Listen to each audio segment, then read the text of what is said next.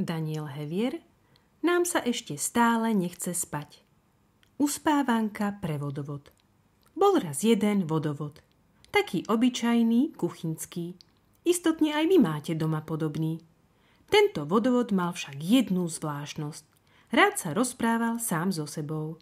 Keď sa vodovod ráno prebudil, povedal sám sebe: Dobré ránko, mladý pánko, tak ako sme sa vyspali? A hneď si aj odpovedal: Ale ušlo to, len ľavý kohútik sa mi otáča ako si ťažšie, asi ho treba premastiť. Samozrejme, nikto ani len netušil, že vodovod sa rozpráva. Každý si myslel, že kvapká. Ten vodovod treba opraviť, povedala mamička a významne sa pozrela na otecka.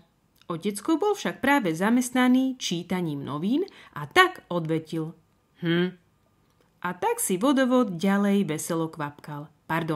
Rozprával sa sám so sebou. Čože, cez deň sa to dalo vydržať. V drnčaní pokrievok, štrkotaní príborov, pískaní čajníka to kvap, kvap, kvap nikto takmer nepočul.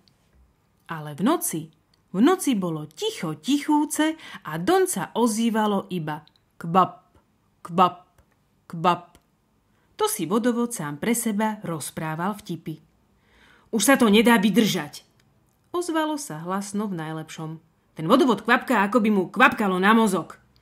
To sa uprostred spánku zobudil otecko. A viete, akí sú oteckovia mrzutí, keď ich niekto zobudí z najsladšieho spánku. Mal by si ho opraviť, ozval sa mamičkin hlas. Teraz bude kvapkať až do rána. A nebude, povedal najtenší hlások, ktorý patril malému Dodovi.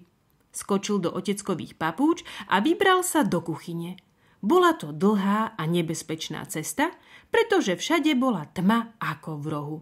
Dodo sa konečne dostal na miesto činu. Pritiahol si k drezu stoličku, vyškriabal sa na ňu a z celej sily zatiahol kohútik. Najprv modrý, potom červený. Áu! Ozval sa vodovod. Pomalšie, to bolí. Malý Dodo skoro spadol zo stoličky. Do paroma? Vydýchol od zľaknutia.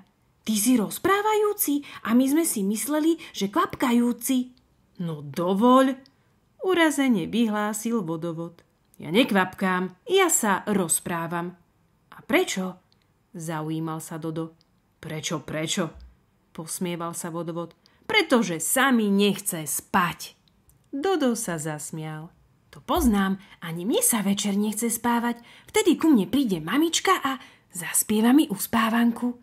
Prezradil mu malý Dodo. Zaspievaj aj mne.